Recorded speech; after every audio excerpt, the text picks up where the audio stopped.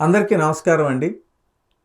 రోజుకు ఒక మంచి మాటలో ఈరోజు మరొక జీవిత సత్యం.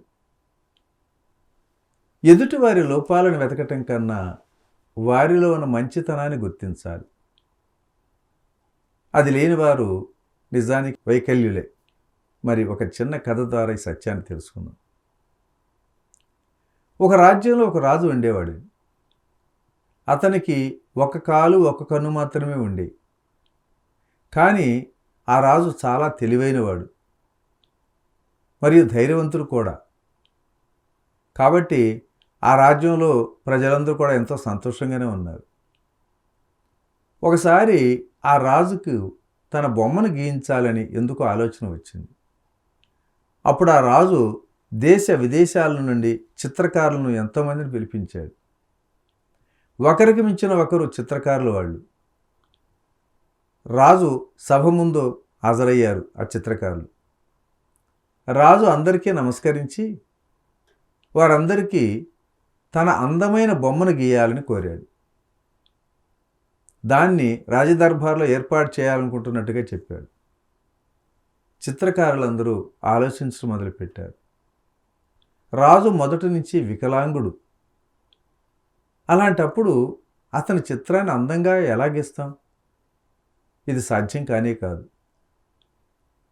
మరి చిత్రం అందంగా లేకపోతే రాజు కోపం వచ్చి మనల్ని శిక్షిస్తాడు అని బాగా ఆలోచించి అక్కడున్న చిత్రకారులందరూ కూడా కూడబలుక్కొని ఆ రాజు బొమ్మను గీయటానికి నిరాకరించారు. అంతేకాకుండా రాజు అంగవైకల్యాన్ని ప్రస్తావిస్తూ, పుట్టుకతో రాని అందం బొమ్మలో ఎలా వస్తుందండి? కుంటి రాజు గుడ్డికన్నైనా ఈ రాజుకు అందంగా తింది అంటూ వారిలో వారు గుసగుసలుగా చెప్పుకుంటూ, పైకి మాత్రం అచేతనంగా మా వల్ల కాదు ప్రభు అంటూ పక్కకు తప్పుకున్నారు. కానీ ఆ చిత్రకారుల సమూహంలోని ఒక యువ చిత్రకారుడు మాత్రం తాను రాజుగారి బొమ్మను అత్యంత అద్భుతంగా గీస్తానని వెనుక నుండి చేయి పైకెత్తి, రాజా, నేను మీ బొమ్మను చాలా అందంగా గీయగలను, అది మీకు బాగా నచ్చుతుంది కూడా అన్నాడు.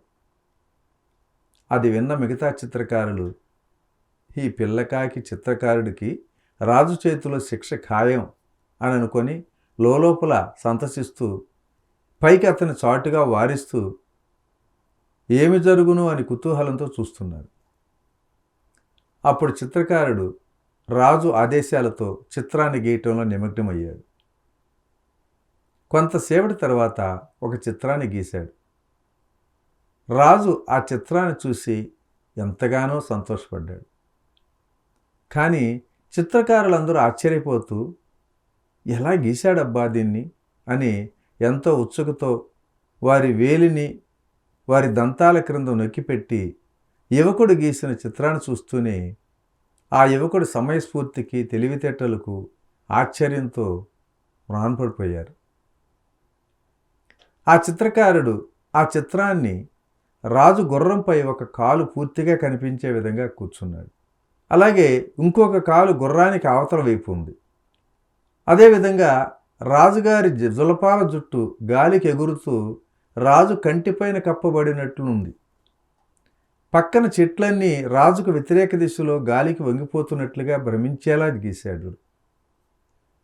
రాజు అతని తెలివికి చాలా సంతోషించాడు. ఆ చిత్రకారుడు రాజు యొక్క అంగవైకల్యాన్ని ఎంత తెలివిగా ఒక అందమైన చిత్రంగానే గీశాడు. అతని అద్భుతమైన పనితీరును రాజు ఎంతగానో మెచ్చుకొని అతనికి ఎన్నో బహుమతులు మరి ధనాన్ని కూడా ఇచ్చాడు. కాబట్టి మిత్రులారా, మరి మనం కూడా ఎదుటివారి లోపాలను చూడకుండా వారి యొక్క విశేషతలపైన వారి యొక్క మంచితనం పైన దృష్టి పెట్టాలని. ఈ రోజుల్లో చాలామంది ప్రజలు ఎదుటివారి లోపాలను ఎంతో త్వరగా వెతుకుతుంటారు. మనలో ఎన్ని లోపాలు ఉన్నా ఇతరుల లోపాలు వెతకటంలో ఎప్పుడూ ఎంతో శ్రద్ధ చూపుతూనే ఉంటారు. వాళ్ళు ఇలాంటి వారు అలాంటి వారు అని ప్రచారం చేస్తూనే ఉంటారు.